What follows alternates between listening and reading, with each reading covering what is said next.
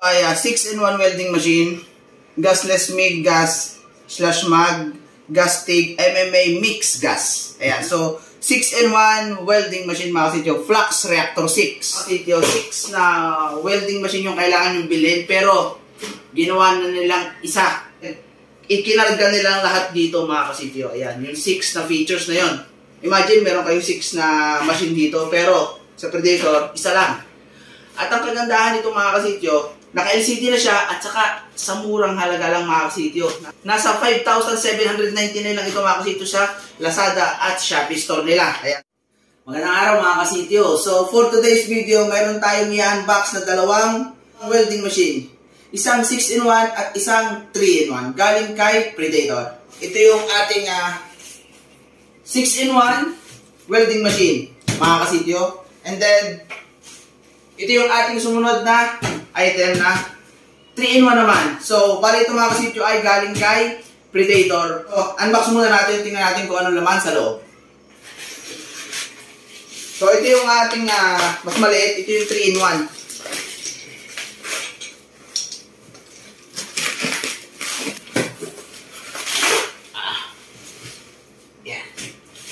So, ito yung ating 3-in-1. Unahin natin yung ating 3-in-1. So, ito mga kasityo ay MMA or stick welding. Pwede rin siya mga kasityo yung MIG na 0.8 at isang 1.0 mm na flux cord. So, buksan natin.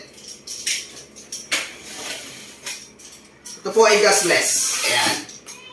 So, good for beginner. Ayan. Katulad kong baguhan. Ay, ang lupit. May kasamang auto darkening. Nanghirap pa naman ako. Ang lupit. So, thank you very much Predator para dito sa auto darkening na welding mask. Ayan. May sinama siya na welding mask. So, hindi ko alam kung kasama siya pag binibili ito. Ang alam ko, hindi siya kasama. Ayan. Meron din siyang hammer brush siguro yung tawag dito. Manual. Ito na yung welding machine natin mga kasityo. Ayan. Ito na yung ating welding machine. Kita nyo naman, ang ganda ng pagkakabalot. Hindi masisira. Yan, ganyan. Iniingatan ni Predator yung kanyang mga welding machine kapag orderin ninyo. Ayan. Yung kanyang positive. So, nakalimutan ko sabihin, ito yung kanyang MIG torch. Ayan. Tapos dito, buksan na natin yung ating pinaka-welding machine. Ayan. 300 amps. Ayan. Alien Tech. MIG. Ayan. 300. So, 300 amperes to mga kasityo. Imagine nyo, alit siya, pero 300 amperes. So, tingnan natin yung kanyang mga features dito. Ayan. So, Predator, 300 amperes. 3-in-1 welding machine. So, meron siyang gasless MIG 0.8 pwede. At yung ideal talaga mga kasityo, mas maganda yung gasless MIG na 1.0 mm. MMA, ayan, at VRD. So, practically ito ay 3-in-1 na gasless na 0.8, 1.0 mm at saka stick welding. Ayan yung mga kasityo, at atin ang na-unbox itong ating Predator na 3-in-1. Ayan. So, meron tayong MIG torch dito. Positive, negative para sa ating stick welding. Yan. Dito yung kanyang switch. Makikita nyo naman agad yun. Yan, nabuhay na siya. So, kung makikita nyo mga kasityo, meron siyang LCD. Yan. Kung makikita nyo, LCD. Yan, meron siya ditong analog para sa kanyang amperes. Kung makikita nyo, narito tayo sa MMA. Ito lang yung kanyang switch. Taas baba lang yan. Ayan. So, nalipat na tayo dun sa 0.8 na gasless MIG. Tapos, pag pinindot naman natin, mapupunta naman siya dun sa 1.0 na gasless MIG na kung ano yung gagamitin nyo na flux cord, kung anong sukat. Ayan. Ganyan lang siya. Ito na, narito na tayo sa stick welding. Ayan. So, yung knob naman niya mga kasityo, ikot-ikutin nyo lang siyang ganyan, no? Ayan. Hindi pa lang natin naipahita mga kasityo yung ating flux cord kasi wala tayong sample, nasa kabilang kahon pa siguro. So, same lang naman ito ng sigurado same lang ito tsaka yung kabila. So, mamaya doon ko na lang ipahikita kung paano nilalagay yung flux cord. Ayan. So, So, ang kagandahan nito mga kasityo ay kanilang pinagmamalaki rito ay naka-LCD na tayo mga kasityo. Kung makikita nyo, naka-LCD na tayo. So, hindi na kayo maniligaw. Kitang-kita nyo na kung ano yung mga features ng ating welding machine. At saka isa pa, napakamura lang ito mga kasityo kasi nagkakahalaga lang ito ng 4,199 sa ating Lazada at Shopee store. Ayan. So, ilalagay ko lang mga kasityo yung link dito sa description box. Ayan. At saka yung welding mask natin auto darkening, hindi po yung kasama sa pagbibili niyo yung welding machine. Ilalagay ko na rin lang mga kasityo yung link no sa description box at saka yung flux cord. So, para makumpleto na pag kayo ay ayan.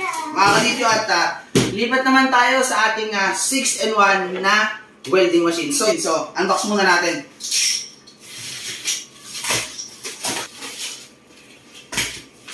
Ayan. So, dito, oh my God. Nagpadala sila ng TIG torch. Ayan. Para sa stick welding. Ayan. Punutin na natin yung ating welding machine. Ayan. Para malabas natin yung ibang mga features. Ayan. Yung ating mismong welding machine na nakadikit na talaga yung MIG torch niya. Hindi siya naaalis tulad ng isa. Same dito. Ayan. Ayan, narito na nga yung ating mga flux cord. Ayan. Na itong isa ay meron siyang gasless MIG welding machine. Ayan. Ito ay 1.0. 1 kilogram. Lagay ko na lang yung link sa description box. And then, for gas MIG CO2. 0.8 diameter. Ayan.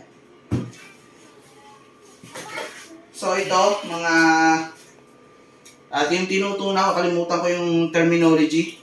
Ayan. Siyempre, di mawawala ang ating manual, user manual. So sa kahon mga kasityo, meron tayong nakasulat dito ay 6-in-1 welding machine, gasless MIG gas /mag, gas TIG, MMA mix gas. Ayan. So, 6-in-1 welding machine mga kasityo, flux reactor 6. Ibig sabihin, 6 na features yung pwede natin makita sa isang ganito kaliit na welding machine, mga kasityo. Imagine nyo mga kasityo, 6 na welding machine yung kailangan yung bilhin, pero ginawa na nilang isa. Dito lamang mga kasityo, sa isang ikinarga nilang lahat dito mga kasityo. Ayan, yung 6 na features na yon. Ayan, imagine meron kayong 6 na machine dito, pero sa Predator, isa lang. At ang kagandahan nito mga kasityo, naka-LCD na siya at saka sa murang halaga lang mga kasityo. Nasa 5,799 lang ito mga kasityo sa Lazada at Shopee store nila. So ito nga mga kasityo yung mga features niya mga kasityo. Ulitin ko, sa Pilipinas, ito lang yung welding machine mga kasityo na naka-LCD. Sa murang halaga na 5,799 lang LCD na. At may memory pa siya mga kasityo. Kagandahan nito, kahit ikot-ikutin mo yan, once na nakaset mo na dito, kahit lumipat ka, hindi na yung mababago pa. Ito yung ating gagamitin ngayon mga kasityo, yung 1.0 na ating flux cord. Yan. So, ingat kayo rito kasi napaltik to eh. Yan. Yung dulo, hanapin natin. So, ingat kayo rito, napaltik ko to. Yan. Ito yung pinakang dulo nyo. Yan. Ayun. Nangalas agad. So, dito yan mga kasityo nilalagay. Sa dito. Yan.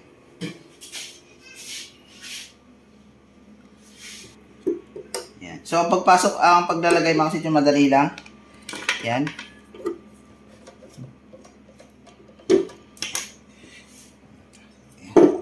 Lagay lang natin yung ganun. Suot na natin. Yan. Suot na natin ganun. Lagay natin to. And then, lagay natin uli yung yan. Iikot nyo lang. Para hindi siya, yan. Hindi naman. Yun. Kita nyo, papapasukin natin doon. Ayan. So, pag alam nyo medyo nakapasok na ng mga 2 dangkal, ayan nyo na, hindi na yun uurong. Okay na yan. Anyway, Predator, thank you very much para dito sa regalo nyo sa akin na TIG torch. So, lalagay ko na rin mga kasityo yung link nito sa description box para in case na gusto niyo mag-aral kung paano mag-TIG, ay pwede nyo gamitin itong ating Predator Flux Reactor 6. Garantisado mga kasityo. Hindi yung features lang, gumagana talaga yung kanilang mga features dito, lalo na itong TIG. Panoorin nyo mga kasityo kung gusto nyo mas malalim na review para dito sa mga Predator welding machine. Panoorin nyo yung ating idolo na si Juan De Lasag. So, si Juan De Lasag mga kasityo, isang napakagaling na content creator sa YouTube. At specialty niya ang mga welding machine. Ayan. So, panoorin nyo. Ilalagay ko na sa description box yung channel ni Idol Juan De Lasag. Ayan. Try natin mga kasityo itong ating Reactor 6 na to. Buhayin natin. Ayan, nabuhay na. So, kung makikita nyo mga kasityo, laki yung screen natin, no? Ayan. So, makikita nyo, meron tayo rito MMA, stick welding, gasless with CO2, mixed gas, gasless na 0.8, tapos gasless 1mm, MIG 1mm, at saka ito yung lift TIG. Ito yung TIG torch. Yan. Makikita nyo? Yan. Ito yung pangalawa yung MIG na mayroong gas, CO2. Ayan. So, nabuhay na siya. Ayan, mga kasityo. So, naka-indicate tayo ngayon sa lift TIG. So, punta tayo ng yan, pag lumilipat siya. Ayan. So, lipat din tayo sa try muna natin yung ating MIG gasless na 1.0. So, ang gagawin natin ngayon mga kasityo para mapalabas natin yung sinuot natin dito kanina. Pipindutin lang natin to. Hintayin natin lumabas. Ikot. Ayan. So, hintayin lang natin siya lumabas. Ayan. May lumabas na siya, oh. Ayan na. So, pagka ganyan, balik na lang natin. Ayan. So, putulin na lang natin. Kasi dapat dito mga 1 cm lang to. Ayan. Dito eh. Ayan. So, tatry lang tayo. Okay. So, nakaset na to sa gasless 1.0. Okay. Ayan mga kasityo, at na-set up na natin yung ating para sa gasless MIG natin. Ayan. So, medyo labas na yung ating flux core dito. Ayan. So, kailangan lang natin mga kasityo i-set up din ito. Ayan. So, yung negative natin para to sa ating stick welding, ginamit ko muna. Ayan. Ito ay para dito sa positive. Positive to kapag stick welding, itong parting ito. So, ito naman ilalagay natin sa negative. Ayan. Yung mismo nakadikit na rito, ito ay sa positive. Pag gasless, talagang sa negative ito mapupunta. Kapag naman positive, ito dito. Yan. Okay. So, ito yung ating pinakang magiging i-welding natin. Ayan. Yan. Mga scrap metal lang to dito na nakita ko sa tabi-tabi. Ayan. Scrap metal lang. Ayan. So, bubuhay na natin. Ayan. So, buhay na siya. Suotan natin yung ating welding mask ni Predator. Ayan. So, first time magsuot ng welding mask. Okay.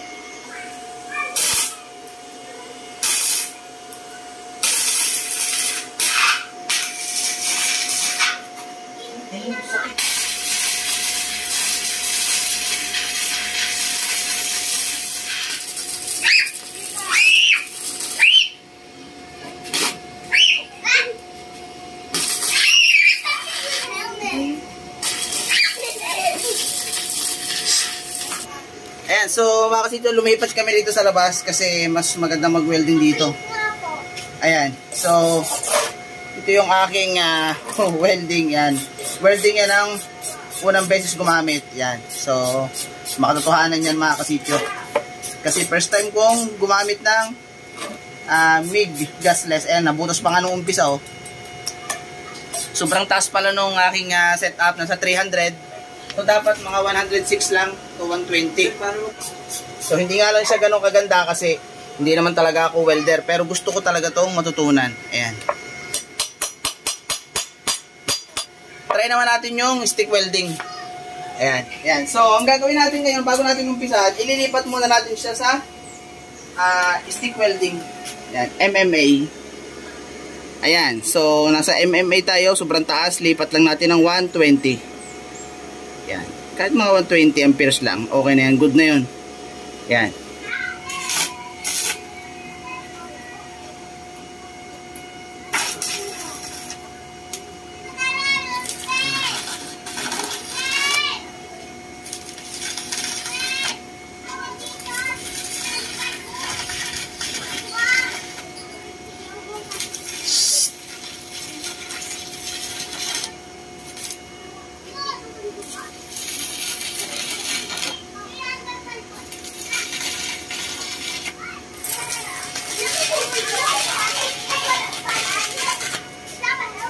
Sa ating gas mig. Ayan.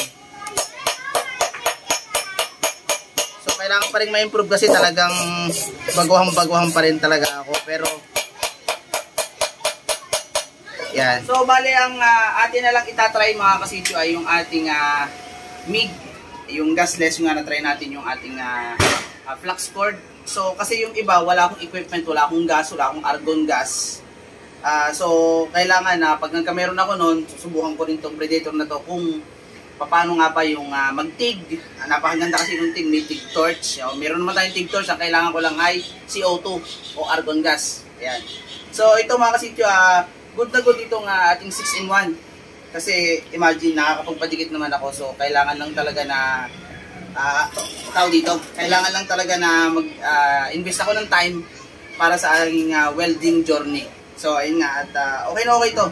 So, try naman natin So, ayun nga mga kasityo, at naipakita na natin yung mga basic features nitong ating dalawang welding machine. So, dito mga kasityo, unfortunately, hindi na natin siya na-try. Pero, same lang kasi ito mga kasityo, yung dalawang ito. Ito lang talaga, mas madami yung features. So, yung pwede natin gawin dito, ay kayang-kayang gawin dito sa ating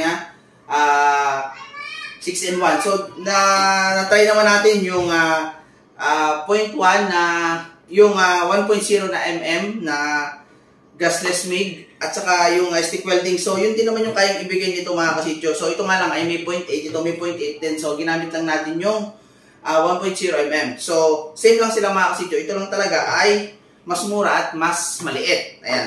So dito nga mga kasityo, unfortunately hindi natin na-try yung TIG at saka yung iba niyang mga features kasi nga wala naman tayong argon at saka wala tayong CO2. So kailangan talaga merong CO2. Kahit itong gasless MIG, mas maganda kung ito ay may CO2 kasi para mas maganda yung kanilang luto. Kaso nga lang mga kasityo, kailangan pa nating mag-improve sa pag-welding. Ayan. Nakakapagpadikit man tayo pero pang sarili lang pa lang talaga. So, kailangan ko nito mga kasityo matutunan dahil nga sa aming mga project ay nagre-require din minsan ng mga metal work. So, ang nangyayari doon, pinapasab ko namin doon sa ibang mga welder. So, ngayon, meron naman akong skilled na trabahador na welder na rin. So, magagamit namin for sure itong aming 6-in-1 o kaya itong 3-in-1. Ito siguro madala namin sa site. Ito baka sa shop na lang. Okay. So, ayun nga mga kasityo, ano ba ang thoughts ko dito mga kasityo para sa akin? Kasi nga mga kasityo, napakadami mong pwedeng gawin dito sa napakaliit lang na bagay nito. 6 na type ng pag-welding ang pwede mong gawin.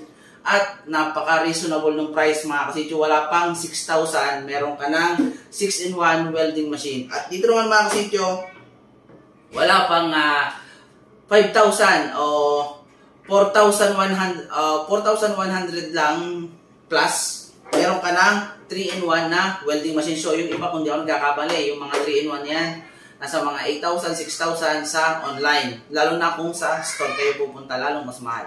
Ayun. So, ayun nga mga kasityo, hindi ko na pahabain yung video. Medyo mahaba na yung video natin. Ayan. So, hopefully mga kasityo, nakatulong itong ating ginawang video. At yung mga link nito mga kasityo, ilalagay ko lahat sa description box kung gusto nyo bumili. Lalo ngayong pagpapasko na. Tamang-tamang regalo kay Mr. o kay Mrs. na nagwe-welder. So mga kaibigan natin mga nagtatrabaho na regarding dito sa ating pinahitang mga product. So, ayun nga mga kasityo, maraming salamat sa panonood at see you sa ating susunod na video. Ingat. God bless.